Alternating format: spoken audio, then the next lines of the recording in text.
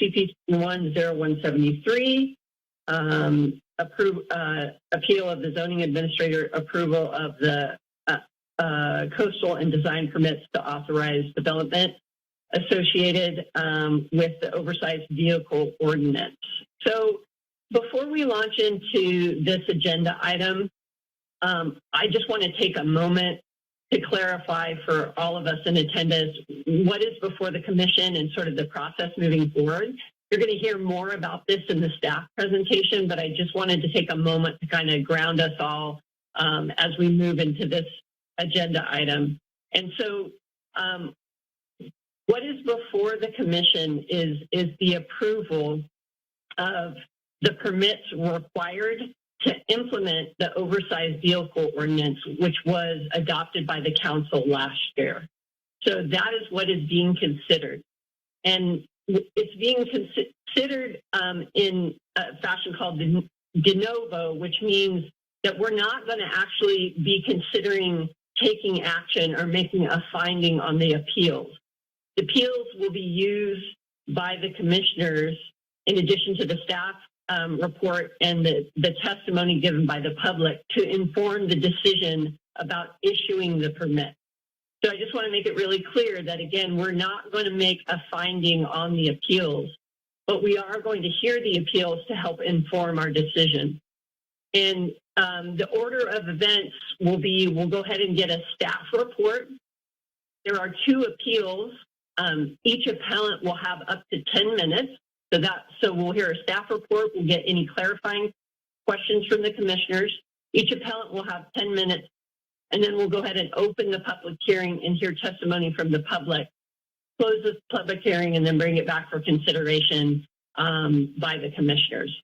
And I also just want to talk briefly, and again, you'll hear about this from staff, the process once a decision is made here tonight. So again, what's in consideration is for the issuance of the required permits to implement the ordinance. If those are accepted, those will be processed, and that decision is appealable to the Coastal Commission. If the permits were not issued by the commission tonight, that decision of the Planning Commission is appealable to the City Council. So again, staff will clarify anything, and we can also have clarifying questions from other commissioners after the staff report. So I will briefly pause there to make sure I didn't misstate anything from staff.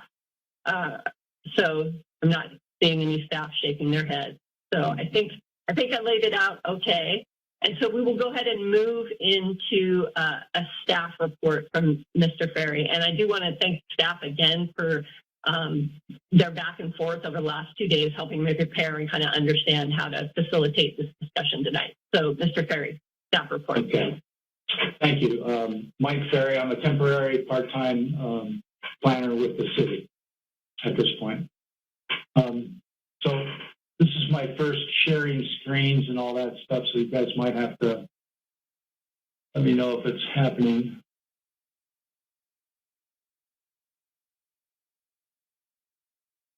Can you see that screen that says Planning Commission, March 3rd? Yes. Okay.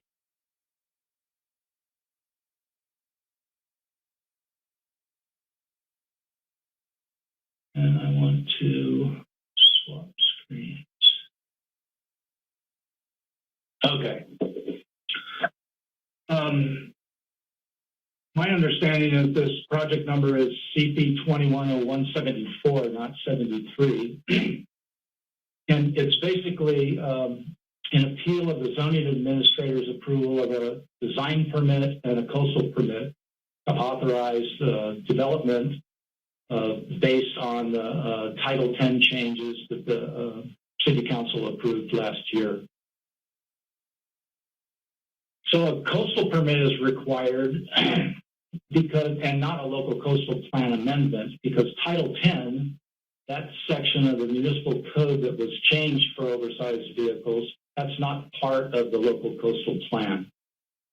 However, in the coastal zone, development just the signage alone that restricts the oversized vehicles would require a coastal permit just in and of itself. Safe parking lots located in the coastal zone would also require a coastal permit. When you have a public project located in the coastal zone, the zoning ordinance requires that a design permit be approved. So that's why we had a coastal permit and a design permit, and that was to implement the Title 10 changes that dealt with the oversized vehicles. Now, the design permit may also be used in a case outside the coastal zone. For instance, if a free parking lot was going, or safe parking was going to be constructed on a industrial site, they would need a design permit to change their approved site plan. So it was approved by the City Council, the Title 10 amendments in November. Coastal and design permits are required to implement in the zoning district. The coastal and design permits were approved by the zoning administrator in January, and that approval was appealed by Reggie Meister, I think is how he pronounces it, and the ACLU. So the appeals referencing the coastal and design permit have been answered extensively in the staff report. We cut and pasted both the appeals into the report and worked with the city attorney and some public works folks and responded to that. So I'm not going to go over all of those items. But one of the preliminary things that stood out to me was both of them said that the Title 10 changes criminalized homelessness, eliminated access to the coast, and that there was lack of community input in developing the ordinance. So I'm going to go through those three items. So it doesn't criminalize homelessness.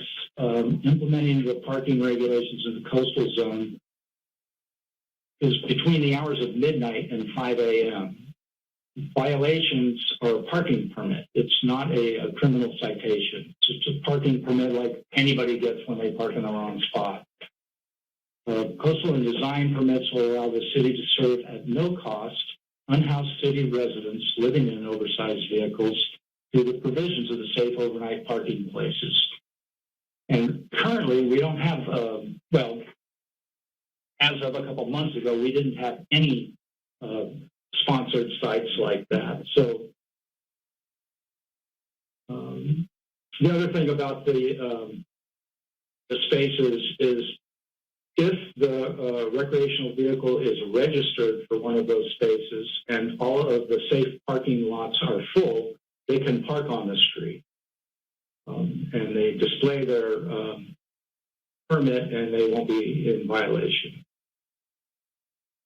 Safe parking locations would offer the minimum trash, restroom, and hand washing facilities, all of them. So it doesn't eliminate coastal access. It eliminates parking between midnight and 5 a.m., but Maine and Cal Beach have the same kinds of hours, midnight to 5 a.m. Coastal Commission approved parking restrictions on West Cliff between midnight and 5 a.m. Lighthouse State Beach closes and locks its parking areas from sunset to 7 a.m. Natural Bridges does the same from sunset to 8 a.m. The recreational access can be maintained from 5 a.m. until midnight, 19 hours each day. In terms of community input, between 2016 and 17, the council appointed a homeless coordinating committee that researched and prepared recommendations related to homelessness. 2019, they established the CASH committee to engage the community in a variety of policies related to homelessness. CASH membership included people with a wide range of experience and knowledge, including individuals who either were or had been unhoused. Over the course of the year, the CASH committee held about 16 public meetings and a lot of subcommittee meetings with and without staff. CASH made a range of recommendations to the council, such as expansion of the sanctioned camping and safe sleeping, including oversized vehicle parking. And this safe parking program would provide those things. The expansion of parking capacity at faith-based parking lots was one of their suggestions, and the City Council has approved it. Expanded access to restrooms, hand washing stations downtown and elsewhere were another of their recommendations, and the safe parking program will provide that as well. Creation of new blackwater dumping sites was a recommendation, and options are currently being evaluated along with the safe parking program. The outreach also included the County of Santa Cruz. They had in 2015 all towards home and every county resident. In 2021, they had housing for a healthy Santa Cruz, and the City Council endorsed that study.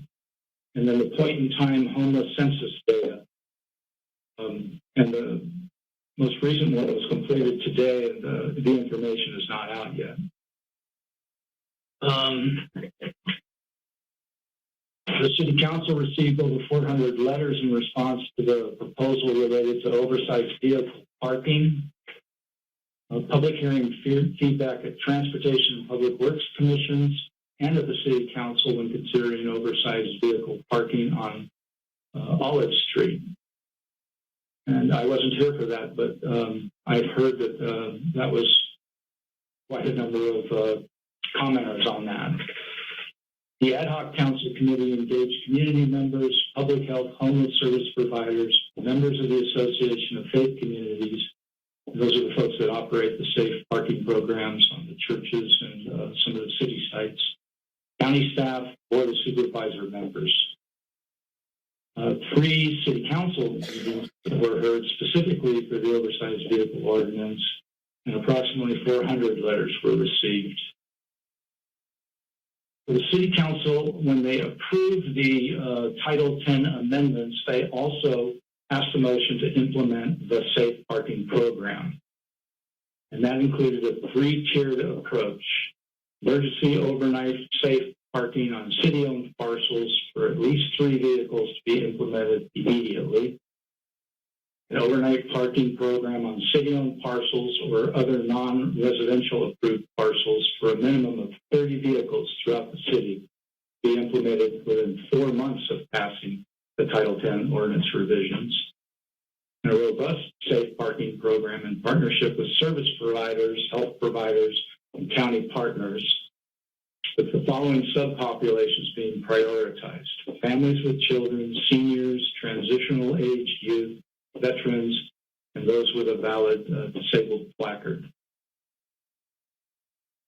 In February of 22, the city is now operating 3 safe parking locations that allow for 9 vehicles to park as part of the Tier 1 and Tier 2 parking programs as directed by the City Council. Initial pilot that we're currently operating will solicit feedback from participants living in the vehicles, and modifications will be evaluated to the program as it expands. 2 of these locations currently have additional off-street expansion capacity. Current desire among staff is to keep each location small with up to approximately 6 vehicles in each. So when we did the design permit and the coastal permit findings, we wanted to have a lot of general language because it's not site specific. And the planning or the Coastal Commission staff agreed that this was something that they would be able to work with. So generally, the off-street locations and public or private property will be on public or private property lots. Hours will generally be from 8 p.m. to 8 a.m. Sanitation will be provided at all locations. No cost to the participants. 3-tiered facilities. These are the enhanced facilities. Will be operated with extended hours, including 24 hours a day, 7 days a week. And city staff is currently evaluating 2 of those Tier 3 proposals right now. Additional support includes concludes, after analyzing best practices in other communities, members of the community suggested some ideas to bring forward. Voucher program for wastewater dumping, and a limited number of financial subsidies for individuals who are trying to repair their cars or get them registered. These funds would be established through partnerships and neighborhood groups. So the Planning Commission can approve the coastal and the design permit. If that approval is not appealed, the city sends the Coastal Commission a final local action notice, a FLAN. When the Coastal Commission gets the FLAN, they start a 10-day appeal period, and the public can appeal for free directly to the Coastal Commission. The Planning Commission's decision tonight can also be appealed to the City Council. However, there is the fee. I think it's $699 right now, and that's because of the design permit that's attached to the coastal permit. So appealing to the City Council is going to be a $699 fee. And the Planning Commission could also deny the coastal and the design permit, and most likely that would be appealed up to the City Council. Council members could do that, or other people. And I think that ends my presentation. So I have to stop sharing the screen somewhere. Okay, right there. Okay. Thank you. Thank you. Commissioners, this is a time we could ask any clarifying questions to staff from what you've heard before we go on to the. Is there any clarifying questions about the information that was just presented from any commissioner? Yes, Commissioner Conway. I was just curious, and I'm sorry I didn't catch this, that staff is currently evaluating two Tier 3 proposals. I'd understood that that the request for proposals were out, but I didn't understand that they were evaluating them. So there were two responses, is that right? Lee. Good evening, Commissioners. I'm Lee Butler, Deputy City Manager, and thanks for that question, Commissioner Conway. Yes, we've had a rolling request for qualifications out for about 9 months now, and prior to the last review timeline, which was in February, we received two proposals for Tier 3 safe parking facilities, and yes, we are evaluating those, and will be and anticipate moving forward with one of those once the scoring is completed. Okay, I'm glad to hear that. Thank you. Okay. Any other clarifying questions from commissioners before we move on to the appellant? Okay, just a reminder, we're going to give each appellant up to 10 minutes to present us with information from their appeal. And Mr. Ferry, are you going to run the slides for the appellant, or what is the order in which you guys are set up to hear the appellant information? I talked to the ACLU today, and they're not going to have any slideshows. They're just going to speak. And I'm going to do the slideshow for Reggie. Okay. Well, why don't we go ahead and hear from the ACLU first? I'm not sure who the representative is, but with a representative from the ACLU, please raise your hand, and you will have up to 10 minutes to speak. Okay. Clerk, can you go ahead and unmute? Looks like John has raised his hand. Okay. Go ahead. Good evening, commissioners and staff. My name is John Doe. I'm an attorney with the ACLU of Northern California.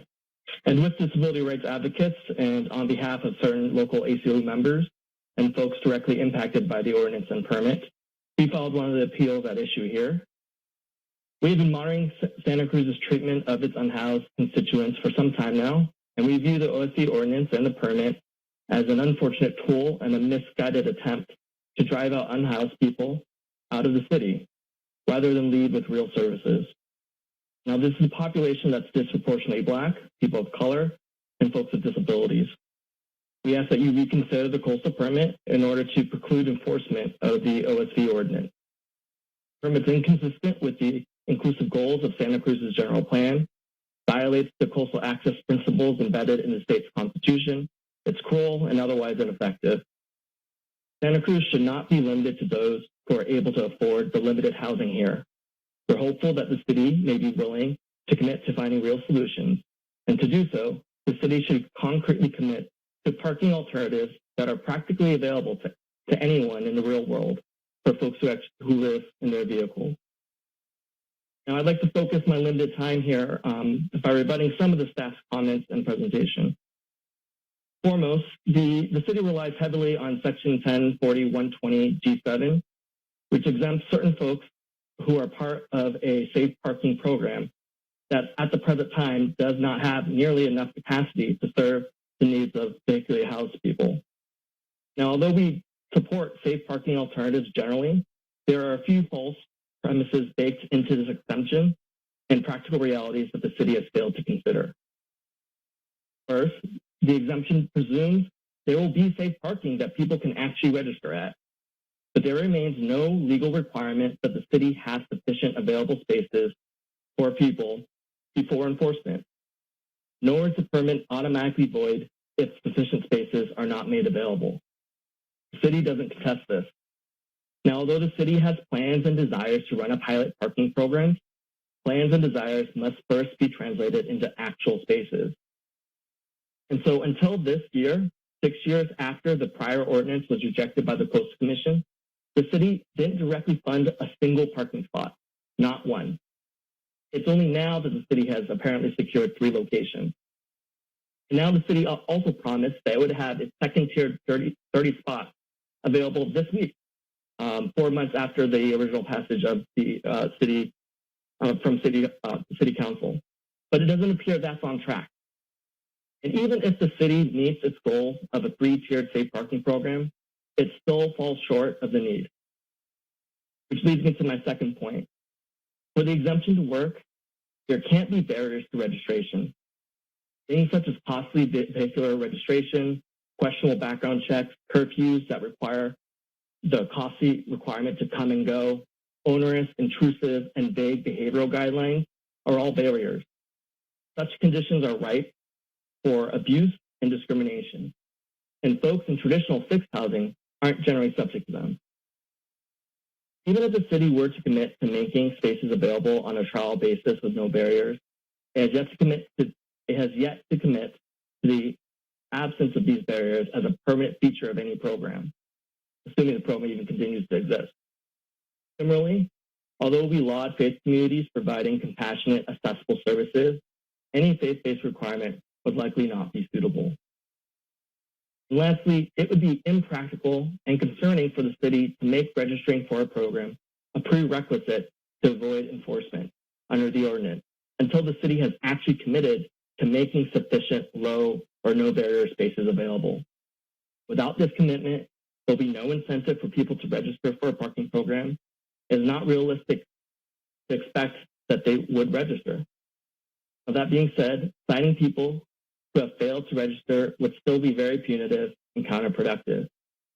And in that event, there is no system in place to ensure that folks are registered before there is enforcement, as one of the prior members of the public previously said earlier today. So again, we urge the city to adopt a real commitment to all types of parking alternatives that are untethered to enforcement. Now, another issue I want to respond to is the staff's report statement that the coastal permit doesn't, quote, criminalize the act of living in vehicles, end quote. The thing is, the associated ordinance effectively does just that. First, it subjects people to a misdemeanor, which can lead to arrest, for the crime of having trash that may not even be theirs. It does this by, again, imposing a requirement that the area surrounding a vehicle be kept clear of trash, even though, again, the trash may be dumped by somebody else. Secondly, the Eighth Amendment ban on cruel and unusual punishment is not limited to just jail time or criminal penalties. Civil fines are punishments under the Eighth Amendment. Limiting one's parking options, fining them, increasing someone's risk of losing one's home for unpaid tickets inflicts untold cruel trauma. There are tools for the city that can use to address their concerns. Given that there are other laws that address things like sewage dumping or the possibility of providing options for disposal, this blunt draconian ordinance and permit should not be one of those tools. Next, I want to highlight the short shrift that the city provided with regards to the disability issues at play here. Merely stating that safe parking facilities will be accessible isn't enough. The proposed enforcement scheme itself has no reasonable accommodations for folks with disabilities. In highlighting the fact that Tier 3 safe parking programs will prioritize people with disability placards is entirely under-inclusive of people with disabilities. And the location of the parking is vital. Pushing people to the far corners of the city, or maybe even out of the city, away from the coast, where daytime parking is now more restricted, unquestionably limits access to the coast for folks like Ms. Crow, one of our clients. Now, equally brief is the city's response to the environmental justice and inclusive principles found in the Coastal Act and the city's general plan.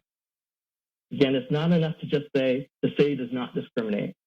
Rather, there should be an affirmative duty to promote access to the city for people who have historically been and currently are excluded, including Black folks, people of color, poor folks, people with disabilities, among other groups. What the city proposes to do through this ordinance and the permit is privilege the voices and complaints of the well-to-do, people who can afford to have fixed housing in Santa Cruz. Now, the city is quick to cite to their complaint, but not to the majority of public comments today and in the past who oppose the permit and the ordinance.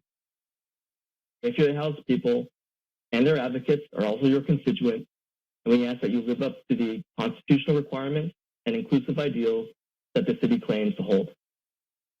Reject the permit. Thank you. Thank you, Mr. Doe. Can we go ahead and move to the second appellant, Reggie Meisler? And Mr. Ferry, I believe Reggie has some slides. So can we go ahead and unmute Reggie? And Mr. Ferry, can you pull up the slides? Can you see it? Thank you. Yes, we can. Okay. Go All right, ahead, thanks. Reggie. Can you hear me? You have up to 10 minutes. Go ahead, Reggie. All right, great. All right, Mike, I'm going to go kind of fast here, so I hope you can keep up. Hi, my name is Reggie Meisler. I am a member of the Santa Cruz Cares Organizing Committee presenting on our appeal of the oversized vehicle ordinance. Next slide. Uh-oh. There we go. Sorry. I think you skipped the slide. Just left arrow, just use left and right arrows on your keyboard. I was trying that. Okay, sorry. And then go back one. Okay, Okay, can we start over or something? I feel like that was kind of a loss of time. sorry. Okay, so let's go to the next slide. So these are all the organizations that supported us in our appeal and formulated their own appeal in some cases. So I want to thank them for their support. Next slide.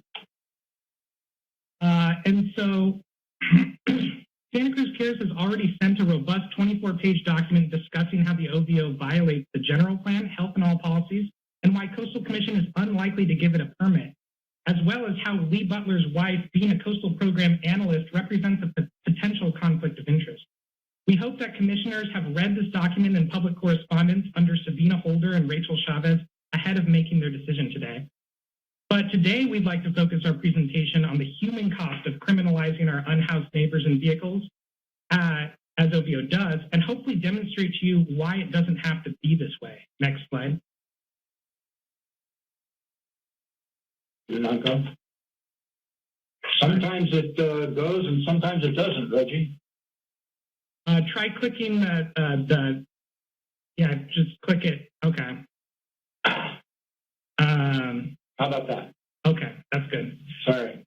In the middle of the night during this past winter, Santa Cruz police towed a multi-generational family, including a medically fragile grandmother, her daughter, and her young grandson, who's about 10 years old, as well as their pet. This action was in stark contrast to Santa Cruz Police's claim that they do not tow vehicles with children and vulnerable elderly people in them. Left with only tents to survive, this family set up camp right next to where their vehicle was once parked on Schaefer Road. The only reason they had these tents, however, was because the grandmother thought quickly to throw the tents out of the vehicle as it was being towed. Otherwise, they would have been left entirely without shelter during some of the coldest and wettest times of the year. Next slide. Santa Cruz Cares members met with the family and provided them with wood pallets so that their tents would at least be raised above the dirt floor, as rain was expected the following night. Meanwhile, the city did not appear to provide any assistance to the family, including motel voucher support services or alternative shelter options. Several weeks later, the city visited the family again, but not to assist them, but to take away their pets, which were a litter of kittens. Next slide. Most recently, just a week ago, the family was told by Santa Cruz Police that they had 3 days to move their tent and all of their belongings to San Lorenzo Park, 3 miles away. Otherwise, their survival gear would be thrown away. This is what criminalizing poverty and keeping people trapped in a cycle of poverty looks like. And we can expect to see more stories like this if you allow OVO to receive a coastal design permit today. Next slide. So why does it have to be this way? Santa Cruz Cares believes in service-oriented policies without the threat of criminalization. Is that possible? Does it work? Let's look at evidence provided by our own city staff and their experiments to take a look. Next slide. Here we have staff provided a trash receptacle on Schaefer Road where a number of our unhoused vehicles unhoused neighbors park their oversized vehicles. Staff claims that the use of the trash receptacle here was ineffective at mitigating impacts and that this photo is evidence of that. But let's take a closer look. Next slide. There is no trash near the vehicles or in the road. There's no debris. Next slide. Trash appears to be conscientiously placed either in the bin or next to the bin, which is fairly full.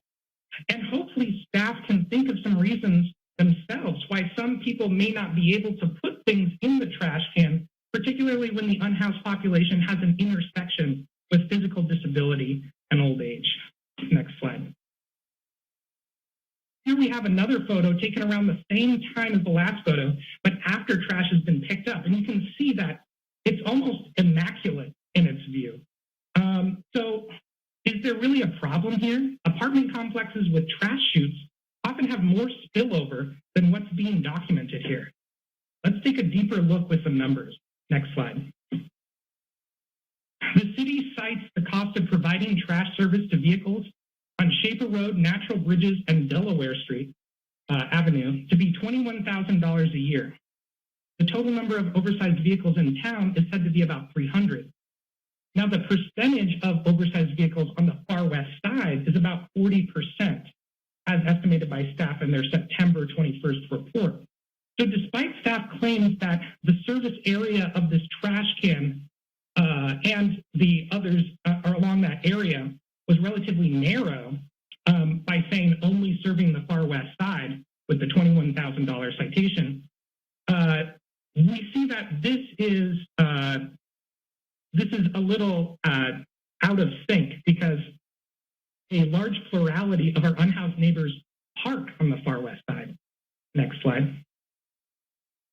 Comparing the sum to the cited cost by staff to establish a safe parking program to serve only 30 vehicles, 10%, we see an enormous discrepancy in cost.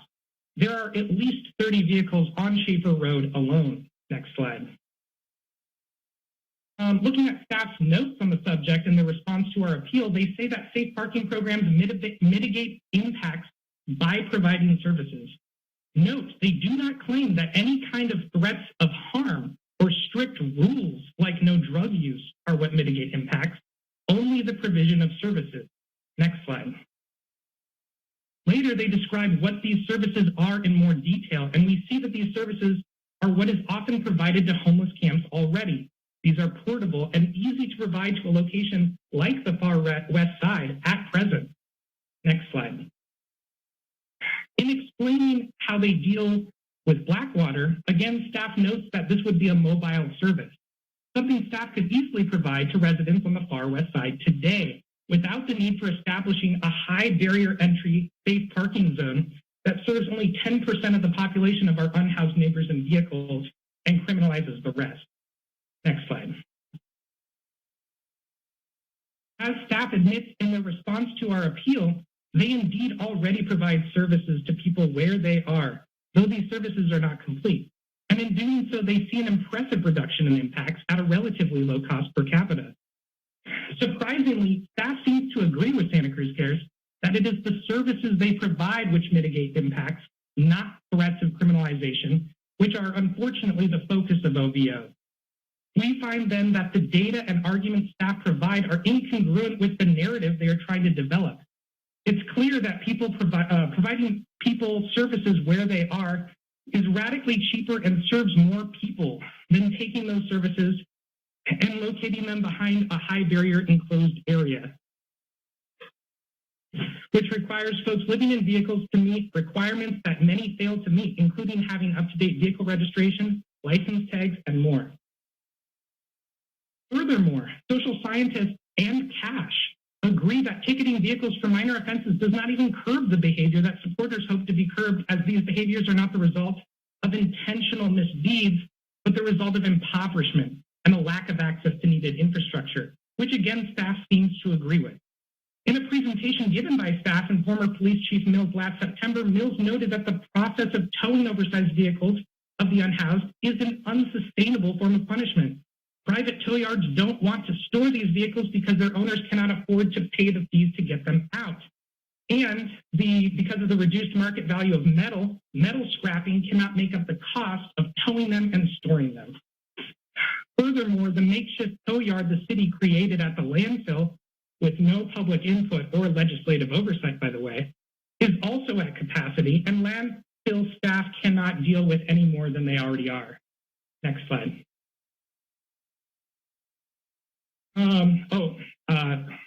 Sorry, I think I was on the wrong. Can you go to the next slide after that? Yeah, I was desynced there. In conclusion, the city is not only perfectly capable of implementing service-oriented policy without the threat of criminalization, but they already have done so in various ways. And it seems that through trial and error, the city has kind of stumbled into what social scientists and policy researchers have already been telling us, which is that criminalization is ineffective and expensive, and providing services to people works at mitigating impacts and is cost-effective. Thus, we find OVO's focus being placed on discriminatory parking permit programs to enhance the city's ability to ticket and prosecute people for crimes of poverty to be misguided and in conflict with not only policy researchers and what they say is efficacious, but with their own data. This means that the OVO, as written, will only properly address impacts for the 10% of oversized vehicles in town that are able to participate, but worsen impacts for the remaining 90%. We suggest that the Planning Commission side with research and data and not staff's misguided narratives. Next slide. The fight won't end here for Santa Cruz Cares. We're going to keep on building the coalition. We're going to keep on fighting against all forms of poverty criminalization. And if you agree with us, please join us, santacruzcares.org, at Santa Cruz Cares on Twitter, Facebook, and Instagram. Thank you. Thank you, Reggie. Okay, can we stop sharing the screen and go back to the commissioners? Okay, so I'm going to go ahead and move on and